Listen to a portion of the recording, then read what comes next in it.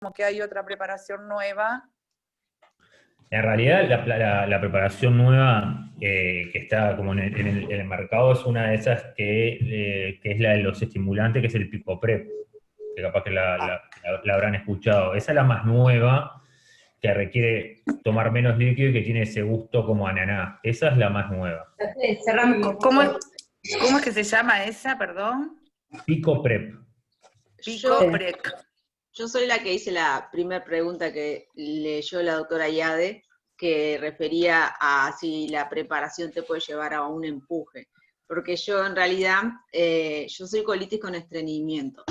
Y me cuesta mucho llegar a la preparación. Y a mí me la hacían con Varex, pero me hacía vomitar muchísimo, llegaba deshidratada y era todo un tema. Y este año probaron con el PicoPrep, pero me fue mal, por eso yo quería saber si era por la preparación o qué, pues en realidad yo fui bien, estaba muy bien cuando fui a hacerme el examen, la endoscopista me dijo que estaba muy bien preparada, me dijo que estaba en remisión, salí de ahí, me empecé a sentir mal, pero muy mal, eso fue un viernes y al lunes terminé en urgencia y con un empuje. Y de verdad yo fui muy bien, entonces ahí me quedó la duda, ¿fue el PicoPrep? Porque nunca había tomado un PicoPrep y nunca me había pasado eso en una endoscopía, entonces, pero no tuve respuesta hasta ahora, ¿qué es lo que me pasó? El PicoPrep no fue, Patricia. Sí. ¿Y No, qué podría no. haber sido? El PicoPrep, así como que de empuje, no. Lo que sí, el mayor problema con el PicoPrep que se tiene es que en realidad, como que muchos clínicos y endoscopistas lo han idealizado y muchas veces se indica mal porque le hacen tomar poca agua, y yo lo que veo muchas veces es que con el PicoPrep que están mal preparados, ¿sabes? Porque sí es un fármaco que necesita menos agua al diluirlo, a diferencia de lo que es el Varex, el Precolsur, etcétera, pero después necesita tomar agua, o sea, agua limpia, agua clara, sin la preparación.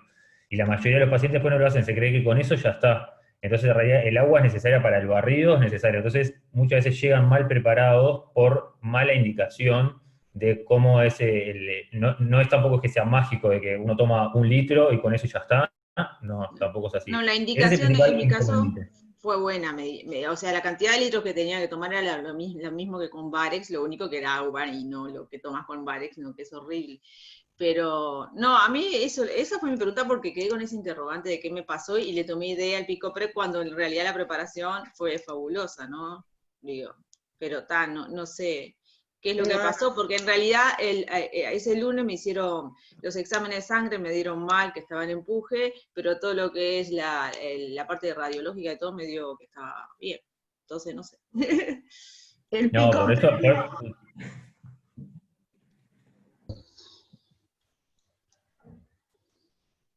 Quedamos en silencio. No, que no, por la preparación, no, que te haya dado un empuje por la preparación, no. Capaz que no te acordás o que hayas tomado capaz algún fármaco como algún AINE o algo de eso, no. Que has tomado No, yo Perifar, no una tomo nada. Norvina. No, yo no tomo nada. Pero es más probable que a veces que uno se olvide de eso, que la preparación cause un empuje, no. Sí, me quedaré con la interrogante. Pero volveré a probar con el PicoPrep porque en realidad me fue bien en la preparación. No, quedate tranquila que no debe haber sido PicoPrep. Bien. Tengo más preguntas del chat. ¿Es necesario realizarse el estudio si no hay empuje en los últimos años? Bueno, es lo que decíamos recién, ¿verdad? Primero, es que no hay una correlación tan directa. Segundo, que si está en el tiempo ya para empezar el screening, se lo va a tener que hacer para hacer la vigilancia. Y depende un poco de las patologías, ¿no? Por ejemplo, si solamente tuvo una proctitis, que es la afectación de la parte más distal, de los primeros centímetros del colon, capaz que ni tiene que hacerse. Entonces, uno no puede generalizar. Siempre hay que adecuar a cada paciente. No es lo mismo el que tiene una colitis, que tuvo empujes severos, que está en tratamiento con un biológico, que uno que tuvo una proctitis una vez, hace 10 años y no tuvo más nada. Entonces, por eso digo, siempre hay que adecuarlo a cuál es la situación de cada paciente. pero las endoscopías en los pacientes con enfermedad inflamatoria es una cuestión muy frecuente. Que se tengan que hacer más de una es lo habitual, y que se tengan que hacer en el seguimiento también. Por eso me parece que todo aquello que les dé confort, como es una preparación que sea aceptada, que no la tengan que vomitar, que todo lo demás, que cuando vayan tengan la posibilidad de hacer la anestesia, les va a facilitar hacer el estudio. Gracias, Beatriz. Marianela, que había hecho la pregunta. Bueno, sigo. ¿Se pueden cerrar fístulas rectovaginales con la colonoscopía? En realidad es lo que decía, en casos muy seleccionados se puede hacer, depende mucho del diámetro de esa fístula y de cómo esté la mucosa. Si es una mucosa, o sea, si es una fístula donde toda la mucosa alrededor es como fibrosis, o sea que no tiene actividad, se podría tratar, pero depende del diámetro porque el cierre sería con lo que se llaman clips, ¿tá? Que son como unos palillos, o lo más nuevo que es justamente para cierre de fístulas, lo que se llama ovesco, que es como una trampa de oso, ¿tá? Que tiene un mayor diámetro, pero eso se tiene que ver caso a caso y depende mucho de cómo esté la mucosa, o sea, si tiene una actividad o no, y del diámetro y de la característica de esa fístula. Pero se puede llegar a intentar, si se cierran fístulas rectovaginales endoscópicamente, pero no todas. Bueno, hay varias que ya se fueron respondiendo. Acá tengo otra. Si hay una insuficiencia de la válvula ileocecal, ¿las lesiones por reflujo en el ilion son distintas de las del colon? Distintas de las del colon. En realidad, sí, o sea, distintas son las mismas características, está el eritema, el edema, puede haber erosiones, úlceras, son el mismo tipo de lesiones que describí yo en la endoscopía. O sea, lo importante no es tanto si son iguales a las del colon, sino si son iguales a los de la enfermedad de Crohn, que es lo que más importa en el caso de que uno esté pensando entre un diagnóstico y el otro. Porque ese es el problema que da cuando hay una vacuoleitis, es el diagnóstico diferencial entre si esto es una colitis ulcerosa con una vacuoleitis o es una enfermedad de Crohn con afectación ileal. No sé si se entiende. Perdón, porque fui yo la que hice la pregunta. Sí. Yo lo que te preguntaba es si macroscópicamente, cuando hay una insuficiencia de la válvula, si macroscópicamente en la endoscopía se puede ver que son distintas esas de las de una colitis ulcerosa, por ejemplo, o si lo tendría que dar la histología solamente.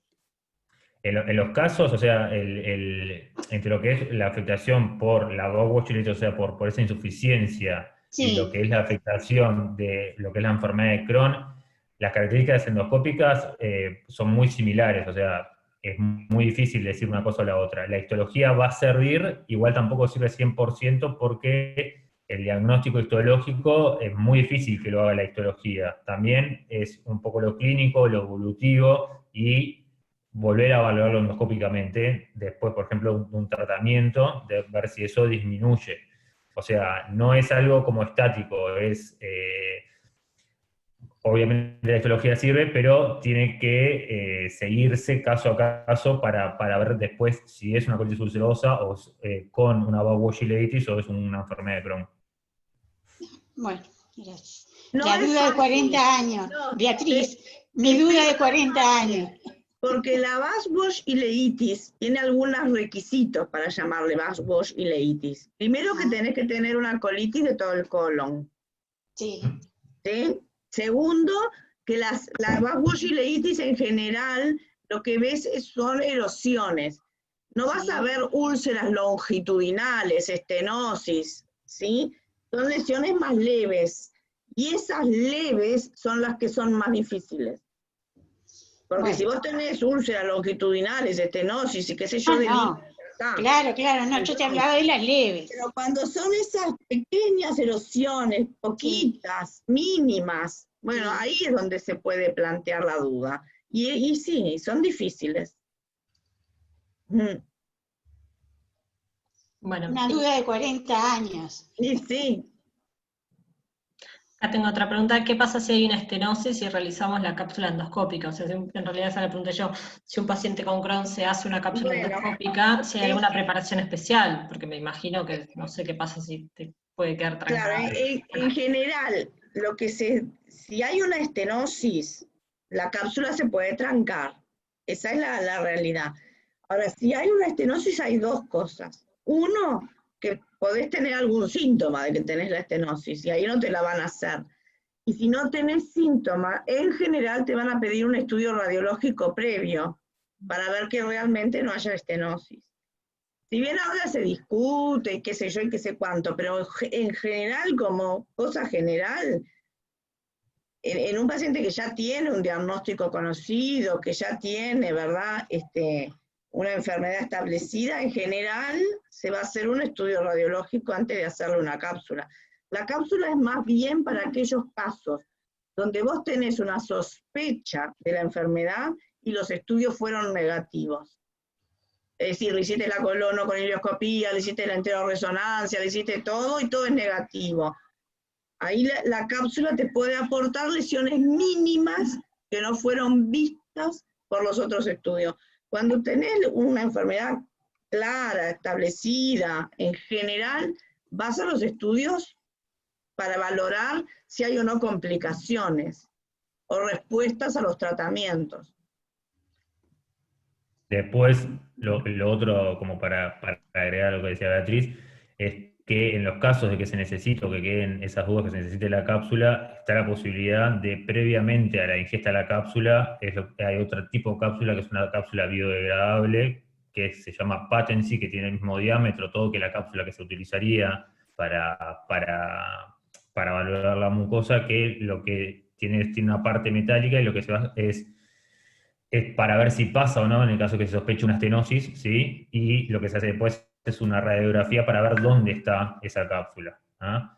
Y eso como se degrada, no hay riesgo de que se vaya a fluir ni nada, pero si, por ejemplo, si queda retenida a ese nivel, ya se sabe que la cápsula no se va a poder utilizar. Es como un paso más en el caso que, como dice Beatriz, es muy raro que se requiera así, pero bueno, si hay ese caso, hay algo más para dar más seguridad a utilizar la cápsula.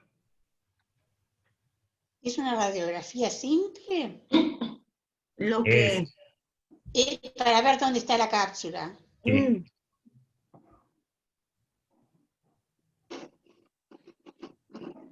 Bueno, no sé si alguien, o si hay alguna pregunta que no haya leído, o si alguien quiere preguntar algo, ya sea por chat o se desactivan el audio.